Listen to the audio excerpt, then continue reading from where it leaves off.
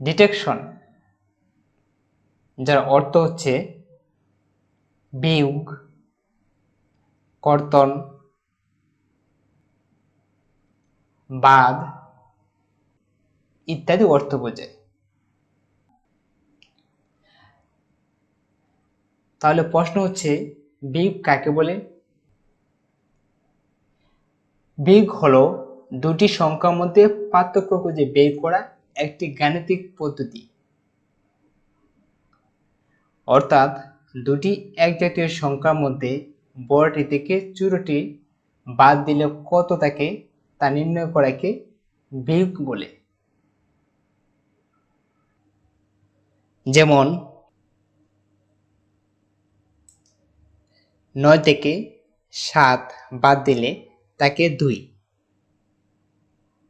7 থেকে 3 বাদ দিলে তাকে 4। এরকম বড় সংখ্যা থেকে ছোট সংখ্যা বাদ দেওয়াকে বলা হয় বিয়োগ। I questioned the deduction made from my salary. আমি আমার বেতন থেকে কেটে নেওয়া নিয়ে প্রশ্ন করেছি। ওকে, থ্যাংক ইউ, আল্লাহ হাফেজ।